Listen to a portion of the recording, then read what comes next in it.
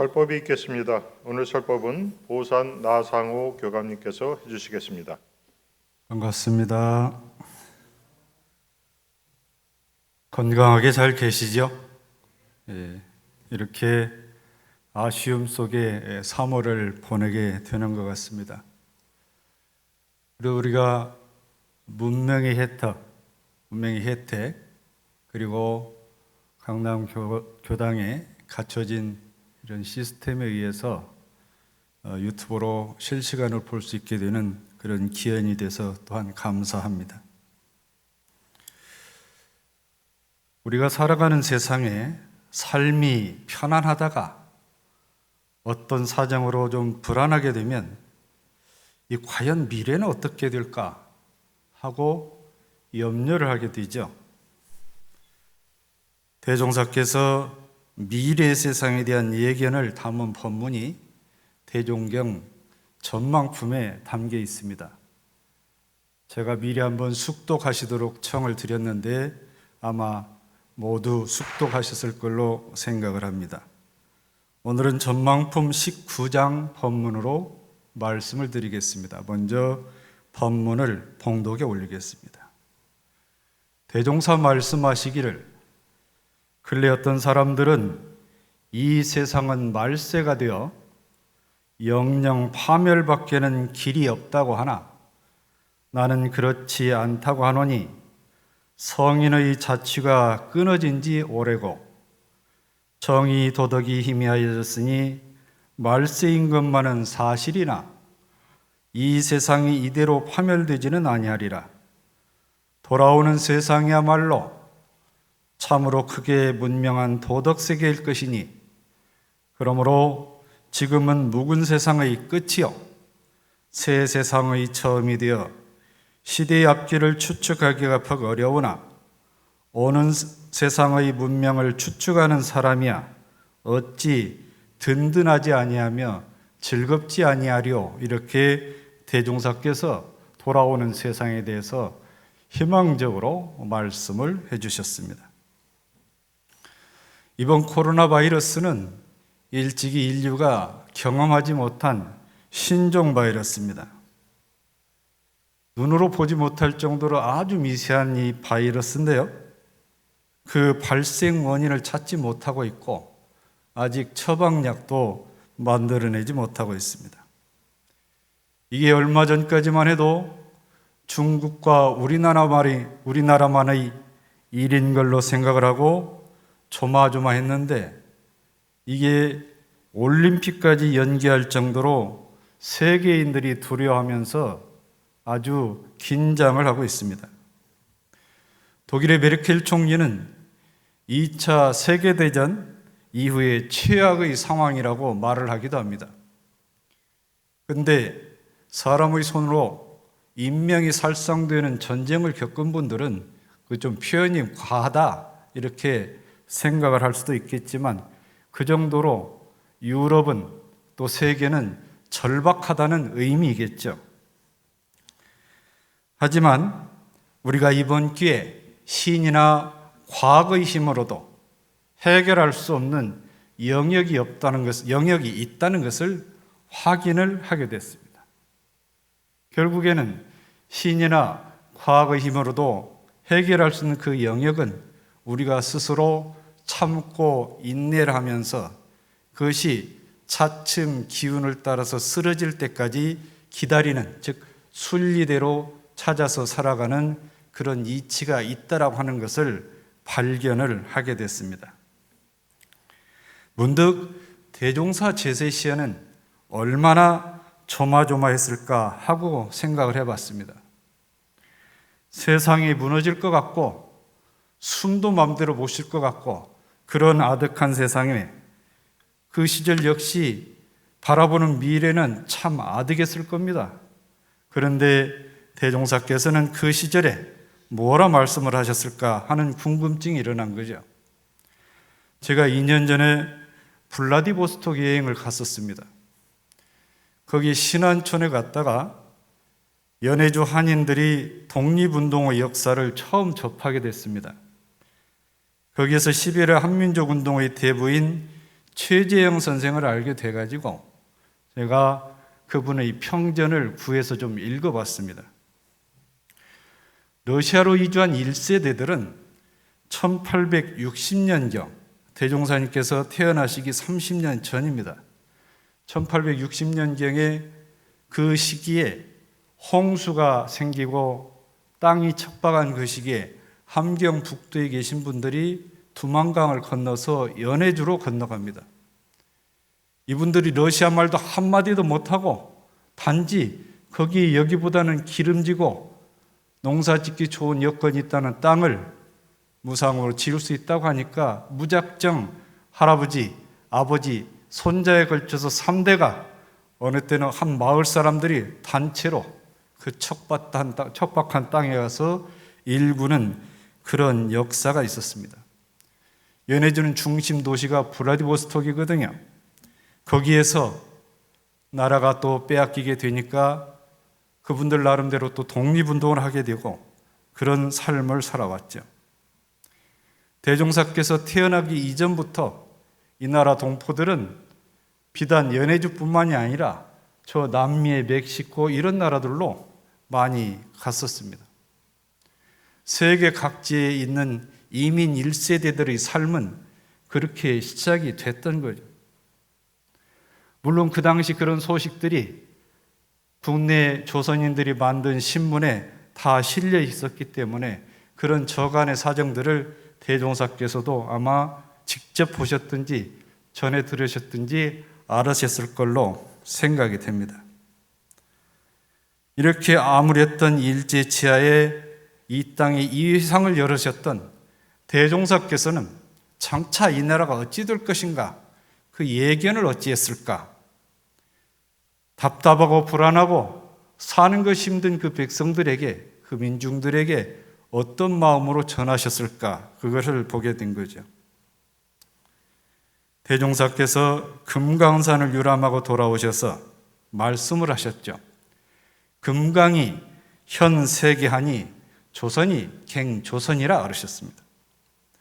이 글귀를 대중에게 일러주시면서 말씀하시기를 금강산은 천하의 명산이라, 멀지 않은 장래 세계의 공원으로 지정이 되어 각국이 서로 찬란하게 장식할 날이 있을 것이며, 그런 뒤에는 세계 사람들이 서로 다투어 그 산의 주인을 찾을 것이니 주인 될 사람이 미리 준비된 바가 없으면 무엇으로 오는 손님을 대접하리요? 이렇게 말씀을 하셨습니다.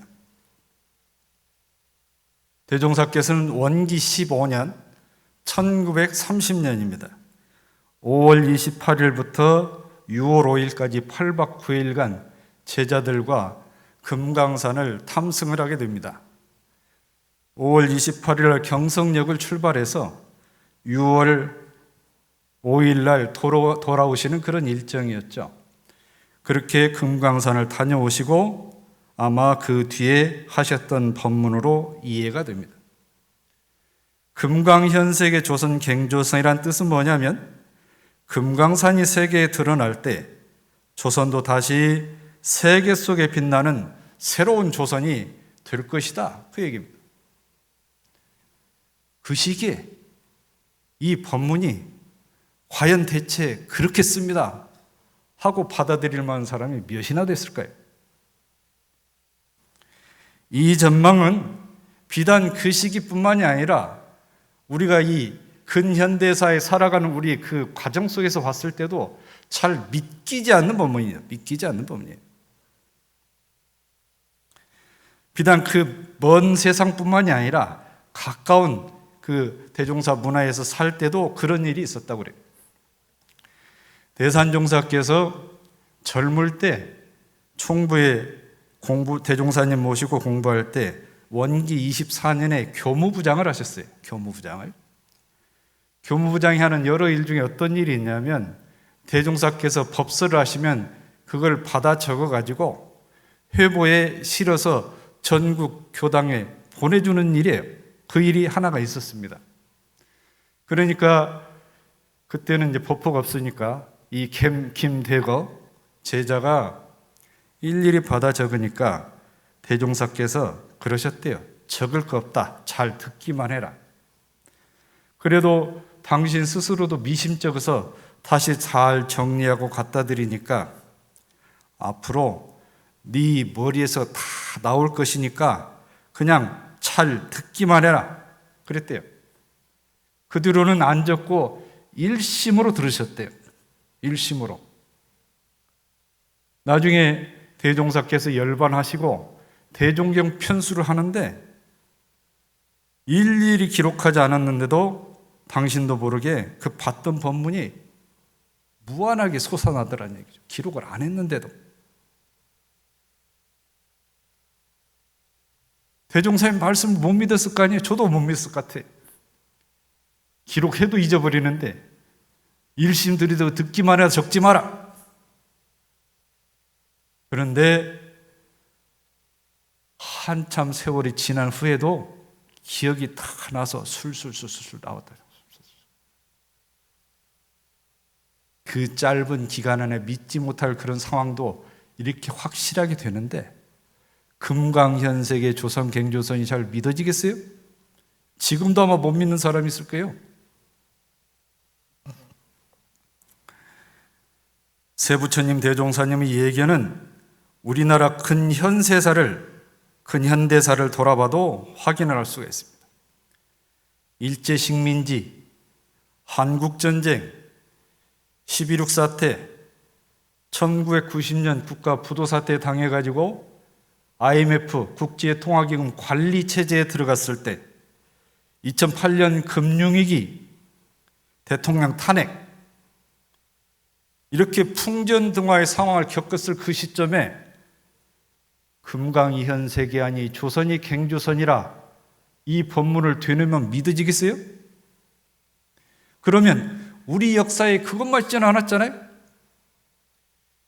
해방이 있었고 88 서울올림픽이 있고 2002년 월드컵 4강에 진출을 하고 방탄소년단이 빌보드 차트 1위에 올라가고 아카데미 영화상에서 우리나라 영화가 작품상을 수상을 하고 1960년대 한국전쟁 직후에 세계 최 빈국이었던 우리나라가 이제는 1인당 GNP 3만 달러가 넘습니다. 그 당시에는 1인당 GNP 200달러, 180달러밖에 안 됐어요. 불과 몇 년 사이입니까? 1960년과 2020년 사이, 불과 60년 사이에 그런 아주 엄청난 변화가 있습니다. 코로나19로 대구 경북 지역에서 예기치 않게 진성 환자가 폭증을 할 때 이거 큰일 났다. 중국으로 끝나는 줄 알았는데 이게 우리 차례구나 하고 아주 어렵게 불안하게 가슴 졸이며 지내왔잖아요. 지금은 G7 국가, 서방 선진국 G7 국가에서 우리의 코로나19를 진압하는, 그걸 가라앉히게 하는 그 모든 기술이나 그런 정보를 요구를 하고 있는 상황입니다. 한참 하루에 1000명, 900명 확진 환자가 나올 때 그 사람 앞에다가 금강이 현세계하니 조선이 갱조선이라 얘기를 하면 택도 없는 소리만 하시고 그랬어요. 택도 없는 소리만 하시고. 불과 며칠 사이입니다. 대종사께서는 이 나라의 기운, 이 나라의 대세, 우리 민족성의 힘, 이거를 세부처님의 해안으로 멀리 내다보시고 말씀을 하신 겁니다.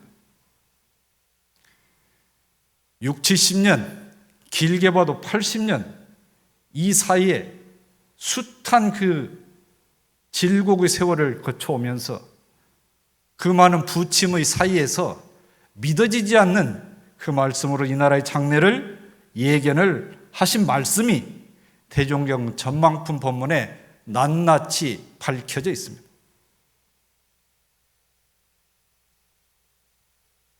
대종사께서 개교 기념일을 당해서 대중에서 금강산에 대한 법문을 또 하셨어요.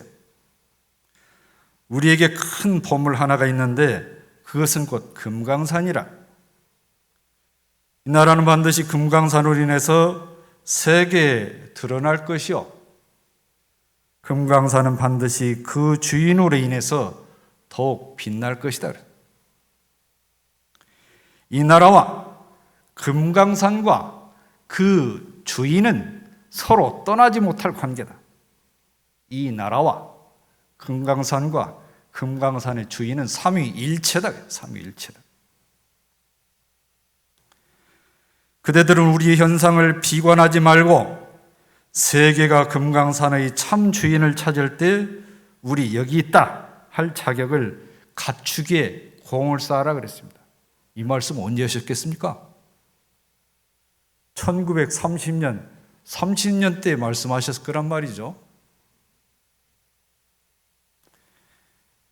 금강산같이 되기로 하면 금강산같이 순실하여 순연한 본래 면목을 잃지 말며 금강산같이 정중하여 각자의 본분사에 오롯하게 전의를 할 것이면 금강산같이 견고하여 신성과 의지를 변하지 마라 그랬습니다. 그대들이 어서서 부처님의 무상대도를 연마해서 세계의 모든 산 가운데 금강산이 드러나듯 모든 사람 가운데 환영받는 사람이 되며 모든 종교 가운데 원불교가 모범적 종교가 되게 하라. 그러하면 강산과 사람이 아울러서 찬란한 광채를 발휘를 할 것이다 그랬습니다. 금강산의 주인을 찾을 때 금강산의 주인이 될 조건 세 가지를 말했습니다.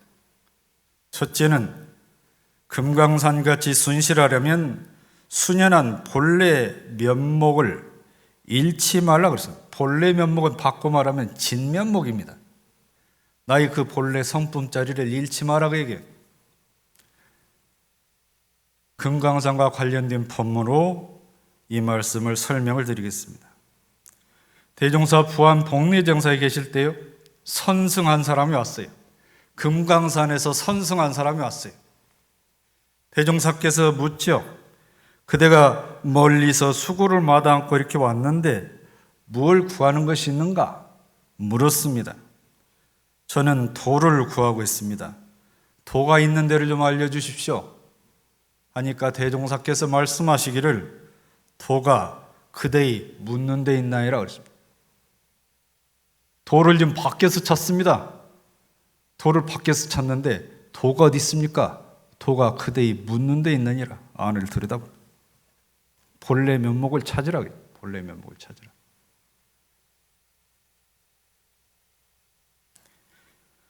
금강산같이 정중하기로 하면 각자의 본분사에 전의를 하라 그랬습니다. 본분사에 전의하라. 본분사가 뭘까요? 어떤 사람이 금강산을 갔는데요, 까마귀 뱀을 불렀다가 보냈다가 불렀다 보냈다 그러는 거예요. 그걸 보고 와서 대종사께 자랑을 해요.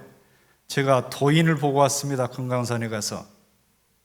그 도인이 까마귀 뱀을 부르기도 하고 보내기도 하는데 그게 진짜 도인 아닙니까? 그러니까 대종사께서 도인은 까마귀 속에 살 수도 없고 뱀 속에 살 수 있는 것도 아니다. 참도인은 사람의 총중에서, 사람들이 살아가는 이 가운데에서 오직 사람의 도를 행할 따름이다 그랬어요. 본분사를 다하는 건 뭐예요? 이 사람들이 살아가는 현실에서 인도상 요법을 제대로 행하는 사람이 그게 본분사를 다하는 거예요. 여기 앉아가지고 이상한 세상을 구한다거나 여기 앉아가지고 있지도 않은 세상을 꿈꾼다거나 그거는 본분사가 아니에요.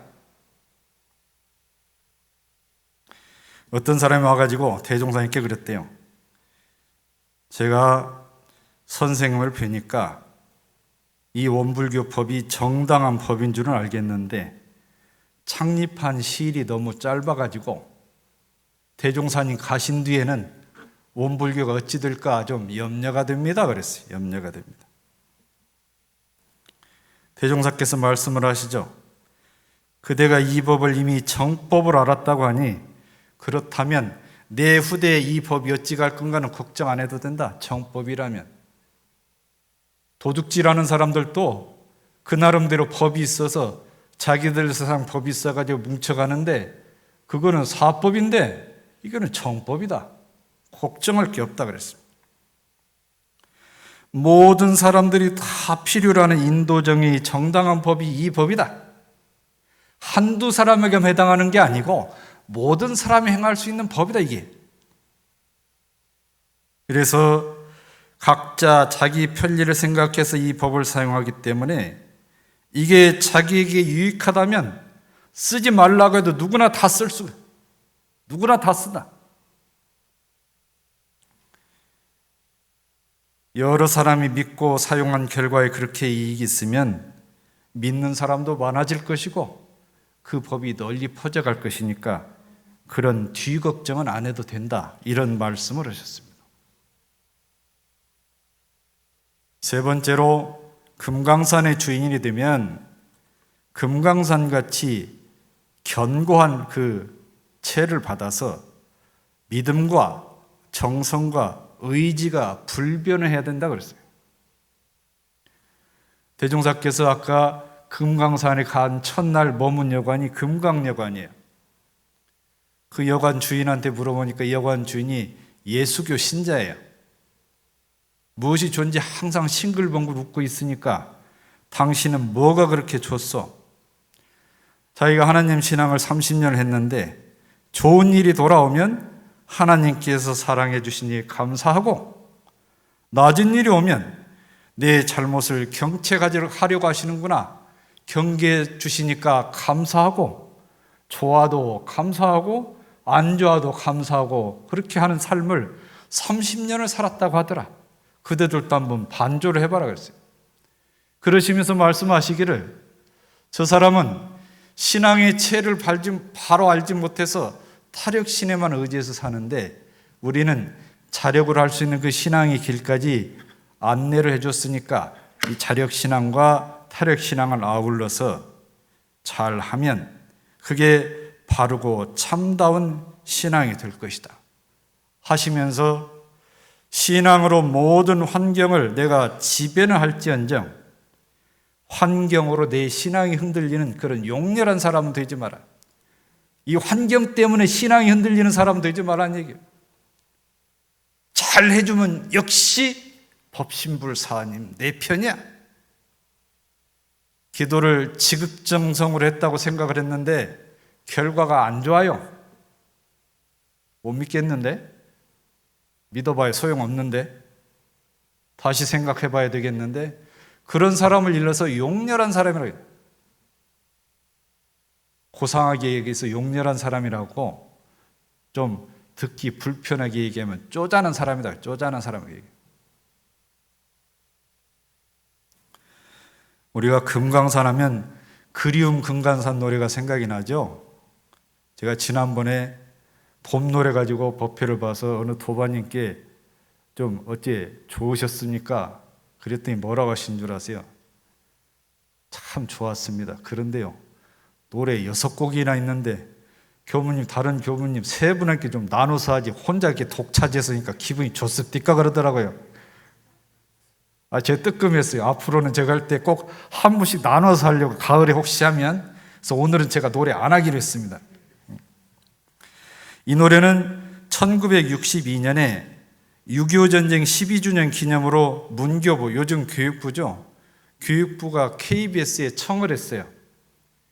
우리 금강산을 주제로 노래를 좀 하나 했으면 좋겠다니까 작곡가 최영섭 씨가 그 청탁을 받고 한상학 시인에게 작시를 부탁을 했어요. 근데 처음 이제 이 작곡이 될 때는 분단이 돼가지고 갈 수 없는 그 금강산 가보셨나요? 저는 어떻게 운이 좋아가지고 금강산을 3번을 가봤습니다. 6.15, 8.15 행사 참석하느라고 금강산을 3번을 갔는데 진짜 맑고 명사인데 김정은 씨가 그 멀쩡한 바위에다가 빨간 것을 1m씩 파가지고 위대한 수령해가지고 진짜 꼴 보기 싫더라고요. 나중에 메우려면 힘들 텐데 그 멀쩡한 세계 명산을 그렇게 만들어 놨나 몰라요. 그래서 분단돼서 갈 수 없는 땅을 그리면서 작곡을 했는데 원래 이게 교향악곡으로 산, 강, 바다 해가지고 각 산 세 곡, 강 세 곡, 바다 세 곡에서 9곡을 아름다운 우리 강산에서 교향곡으로 이 작곡을 한 중에서 산 중에서 세 곡 중에 첫 번째가 이 그리운 금강산이라고 합니다. 근데 1절에 있는 누구의 주제런가가 지금 주제 제자가 서브젝트 그런 의미 주제로 되어 있잖아요. 원래는 그게 아니었대요.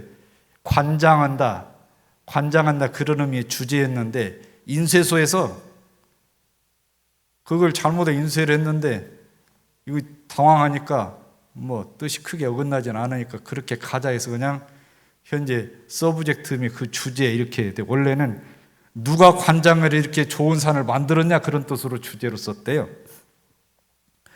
또 그 당시 그런 불편한 심경에서 작시를 하다 보니까 처음에는 비로봉 2절에 비로봉 그 봉우리 더럽힌 자리 그랬대요. 더럽힌 자리. 이것이 예대로인가 옛날 그대로인가로 나중에 남북 적십자 회담을 하면서 좀 고쳤대요. 처음에는 우리 다 맺힌 원한 풀릴 때까지 그랬는데 우리 다 맺힌 슬픔으로 또 이것도 바꿨어요. 슬픔으로. 후렴에도 더럽힌 지 몇몇 해가 못 가본 지 몇몇 해로 남북 적십자 회담을 하면서 바꿨어요. 1962년도에 작곡 작시를 하다가 남북 적십자 7.4 공동성명이 1972년 10년 뒤죠. 그래서 가사를 개사를 했는데 오늘은 제가 안 부르고 해외에서 제가 좀 유명한 합창단을 초청을 좀 했습니다. 한번 같이 감상을 하시겠습니다. 좋죠? 예. 제가 부른 것보다 100배 나은 것 같습니다. 예. 정산종사께서도 금강산 말씀을 하셨거든요. 대종사께서 이 회상을 여실 준비로 여러 차례 이 땅에서 나시었는데 혹은 드러나게 사시기도 하고 혹은 숨어서 이 나라에 많은 인연들을 심으셨다 하시고 또 말씀하시기를 금강산이 법기보살, 법을 일으키는 불법을 다시 일으키는 그런 의미죠. 법기보살 도량이라는 전설은 세상을 구제할 새 법이 이 나라에서 일어날 것을 예시한 것이요. 서역에서 서쪽 서양에서 상제보살이 법기보살을 만나러 온다는 것은 서양 사람들이 동방의 법을 구하러 오리라 하는 뜻이다 하고 도움편에 법문해 주셨습니다. 법기보살은 법을 일으키는 보살로 금강산에서 12,000명의 권속을 데리고 설법을 금강경을 설법을 한다고 알려져 있습니다. 여기서 이제 금강산 12,000봉이 바로 12,000 권속을 상징하는 뜻이기도 하죠. 불교 화엄경에 제보살 주처품 모든 보살들이 머물러 있던 그 곳에 대한 법문이 있는데 거기에 동해의 금강산이라고 분명히 표시가 돼 있어서 법기보살이 계시는 동해의 금강산은 바로 우리나라 금강산이다 하는 것이 거의 확고하다라고 이렇게 얘기를 하고 있습니다. 법기보살이 계시기 때문에 금강산에서 수행하는 스님은 특별하게 공을 들이지 않아도 득도를 할 수 있다는 그런 전설이 있다고 합니다. 법문에서 말씀하신 상제보살은 중생을 걱정하고 염려해서 늘 울고 있는 보살을 상제보살이라고 한답니다. 좀 전에 말씀드렸듯이 이제 대종사께서 여러 제자를 데리고 금강산을 가셨는데 동행에 있던 이 공주, 이 동진화가 대종사를 모시고 금강산 계곡을 가요. 중간쯤 이제 비가 오니까 안절부절 못하는 거예요. 부처님 비를 맞으니까 중도에 내려갈 수도 없고 챙겨오진 않았고 안절부절 못하니까 너무 걱정 마라 그랬어요. 그러시면서 아마 법기보살이 우산을 갖고 우리를 마중하러 나올 것이다 그랬대요. 무슨 뜻인가 몰랐는데 조금 있으니까 한 동자가 우산을 3개를 갖고 왔대요. 동자 한 사람이 우산을 3개 갖고 와서 이런저런 얘기도 안 하고 주고 가더래요. 그래서 이 제자들이 속으로 금강산 법기보살하고 대종사님이 짜고 연극을 하는구나 이래 생각을 했다는 거예요. 그 동자를 법기보살로 안 거죠. 어떤 사람이 각처를 두루 돌아다니다가 대종사를 뵙고 찬탄을 하는데요. 이 나라 강산, 세계 모든 강산을 두루 돌아다녔는데 산 가운데는 금강산이 제일입니다. 사람을 두루 상대했지만 사람 중에는 소태산 대종사께서 가장 큰 어른인 것 같습니다. 이렇게 얘기를 하니까 대종사께서 거기에 만족하지 않으시고 덧붙여서 한 말씀 하셨죠. 그대가 어찌 강산과 인물만 말하는가? 고금 천하에 예로부터 지금의 이르기까지 천하에 다시 없는 큰 도덕이 이 나라에 건설되는 줄은 모르는가? 이 말씀을 하셨다는 거예요. 산 중에 제일은 금강산이고 사람 중에 제일은 대종산인데 법 중에 가장 큰 법, 도 중에 가장 큰 도는 이런 대도다. 왜 그걸 못 알아보냐? 이렇게 말씀을 하셨다는 거죠. 역사학자 아놀드 토인비는 미래를 예견한 분으로 잘 알려져 있습니다. 이분이 그리스와 로마, 일본, 인도, 잉카 등 세계 21개의 문명을 연구를 해가지고 모든 문명이 그 추세를 봤어요. 봤더니 발생을 하고 확장을 하고 쇠퇴를 하고 해체를 하고 이런 수순을 밟는 그 패턴을 봤습니다. 그래서 예견을 해요. 그 패턴에 근거를 해서 토인비가 예견했는데 뭐라고 예견한 줄 아세요? 20세기 말에 미국과 소련이 합쳐져서 세계 국가를 만들고 미국과 소련이 합쳐진대요. 세계 국가를 만들고 자유가 없어지고 시민에 대한 통제가 심해지며 절대 권력이 반대자를 탄압하는 독재 권력이 될 것이다. 미국, 소련 합쳐가지고 반대자 탄압하는 그런 독재 권력이 될 것이고 군사력은 단일한 손에 집중될 것이고 종교의 비중이 커지는데 그 시작이 인도에서 일어난다. 그렇게 얘기는 했대요. 하나도 안 맞죠. 물론 그분이 맞춘 것도 있어요. 이제 안 맞은 거면 얘기를 하니까 그런 거예요. 안 맞은 거. 미래라는 말은 안일미자 올레자는 거잖아요. 오지 않았다는 얘기. 미래는 아직 오지 않았기 때문에 오지 않은 그 세상은 누구라도 어떻게 될 것이다 얘기는 한 번쯤 다 할 수 있잖아요. 여러 방면에서 얘기를 하잖아요. 과학자도 얘기를 하고 경제학자도 얘기를 하고 사업가도 얘기를 하고 종교인도 그 일을 합니다. 그런데 그것을 분석이나 연구로 하는 사람도 있고 또는 경험에 의해서 하는 사람도 있지만 종교적인 직관으로 하는 경우가 있습니다. 미래에 대한 얘기는. 그 미래한 전망은 희망 있게 하기도 하고 말세라고 얘기하면서 종교가에서도 아주 부정적으로 절망적으로 예견하는 경우도 있습니다. 대종사께서는 미래를 희망적으로 얘기를 했습니다. 미래를. 대종사께서 미래에 대한 세계를 한시로 남겼는데 법이 대전이죠. 전망품이자 아마 한시식구라 어려우실 것 같아요. 어느 기회에 이거는 판서를 해가면서 제가 설명을 해드려야 되니까 기회를 만들어서 한번 그걸 설명을 해드리도록 하겠습니다. 정만풍 2장 법문은 그 뜻이 아주 신비해가지고 보통 지견으로는 이해를 할 수가 없어요. 대체적인 내용은 도덕의 바른 맥이 끊어졌다가 다시 난다는 그런 뜻과 세계의 대세가 거슬려가는 그 역수가 끝나고 나면 순풍에 돛담배 가듯이 순수가 온다, 이런 내용으로 담겨 있습니다.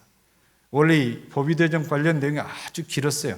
대종사께서 남기지 말고 다 태워서 없애라고 그러니까 활산 선짐하고 그 아들 형산 선짐이 외웠어요.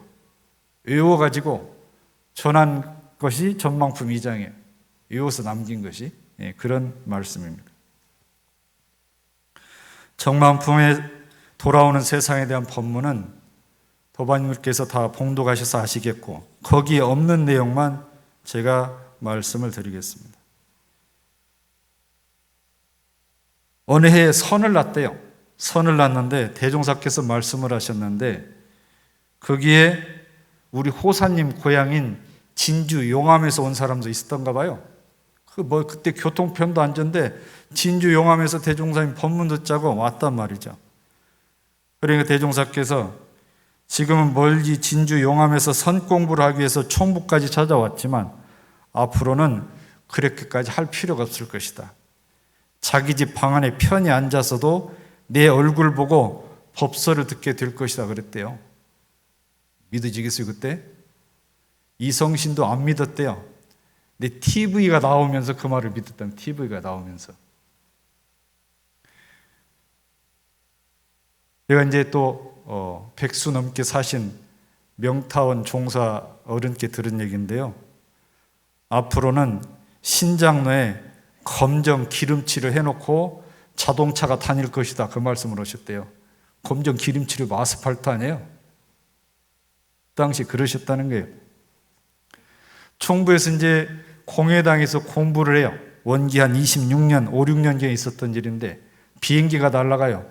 10대 제자들이 비행기 보려고 문 열고 나가서 비행기가 한참 사라질 때까지 보고 들어오면 대종사께서 혀를 끌끌 차면서 앞으로 너희들이 공부만 잘 해놓으면 세계 각국에서 비행기로 너희들을 모셔다가 법문 듣자고 할 때가 올 것이다 그랬다는 거예요. 이건 대종경에 안 나온 말씀이에요. 안 나온 말씀. 유엔에서 해마다 세계 미래 보고서를 발간합니다. 단기 미래 보고서도 있지만 최근에 나온 미래 보고서는 2055년도에 대한 미래 보고서가 있어요. 세계 각 분야에 대한 미래를 예견하는 그걸 보고를 한 내용인데 그런 보고를 하죠. 그것이 이제 먼 세월이기 때문에 그때 가면 예측이 맞기도 하고 안 맞기도 하고 그래요. 1970년, 80년대 얘기한 그 보고서를 보면 화성에다가 도시를 건설한다는 내용도 있었대요. 화성에다가. 그때 이제 달에도 우주선이 가고 그러니까 그렇게 얘기를 한 것 같죠. 화성에다 아직 도시는 건설을 못 했잖아요. 어떤 건 맞기도 하고 안 맞기도 하고 그러죠. 우리나라에도 이제 미래학자가 있고 미래학교가 있는데요.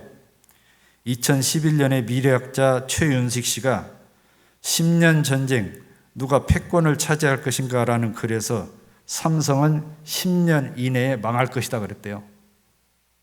2011년도에 10년 후에 망할 건 지금 2020년 아직 안 망했잖아요. 2013년도에는 2030 대단한 미래라는 책에서 삼성은 5년 이내에 망할 수 있다 예측을 했답니다. 이게 다 맞는 건 아니에요. 이게 자기 연구 자료 근거에서 하는데 그 예측이라는 게 안 맞을 수도 있죠. 대종사께서 말씀을 하셨습니다. 이 나라가 정신적인 방면으로는 장차 세계 여러 나라 가운데 제1가는 정신적인 지도국이 될 것이다 그랬습니다. 지금 이 나라는 점진적으로 어변 성령이 되어가고 있다. 물고기가 변해서 용같이 된다 그러잖아요. 그러지 않았어요? 대종사님 당대에 비하면 용 됐잖아요 지금. 아직 용이 도달을 못했을까요? 더 큰 용이 되려면 아직 멀었나요? 세계 2대 강국 정도는 가야 용이 됐다고 할 수 있을지. 하여튼 어변 성령이 된다고 했습니다. 정신적 지도국이 되고 도덕의 부모국이 된다고 한 이 나라가 되려면 거기에 반드시 그 금강산의 주인을 찾을 건데 금강산의 주인은 누구를 지칭한 겁니까? 대종사께서 이 훌의 제자들인 저희를 지칭해서 말씀하신 겁니다. 금강산을 통해서 이 나라가 세계 드러날 때 금강산이라고 한 것은 단지 그 산만을 의미한 게 아니라 그런 금강산 같은 그런 지혜와 덕과 그런 정성, 능력 이런 걸 갖춘 이 나라를 상징하는 의미일 수 있겠죠. 그걸 갖춘 사람이 바로 금강산의 주인이다. 금강산의 주인이 되는 우리는 어떻게 해야 되느냐?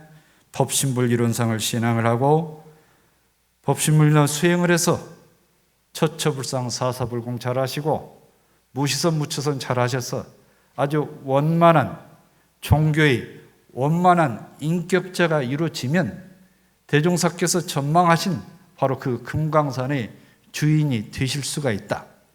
대종경 전만풍에서 간곡하신 부탁은 뭐냐? 그대들은 금강산 주인을 찾을 때 금강산 주인 여기 있어 하고 준비를 해라, 그 말씀입니다. 단지 전망만 하신 게 아니고 눈앞의 현실이 불안하다 할 때 그 불안해하는 나를 바라보세요. 이게 진짜 나인가? 진짜 나인가? 뭐에 속아서 지금 묶여있는 나가 아니냐? 속지 마시고 대종사님 전망을 확실하게 믿으시고 금강산 주인 되도록 하루하루 차근차근 한 번에 안 됩니다. 하고 또 하고 그러았습니다. 하고 또 하고를 적공하라, 그 말씀이 적공하시라. 하다가 안 되면 또 하고, 하다 안 되면 또 하고, 포기하지 말고 미래는 밝으니까 이렇게 전망의 말씀을 믿으시고 우리 금강산의 주인이 되도록 함께 마음 공부를 잘합시다. 감사합니다.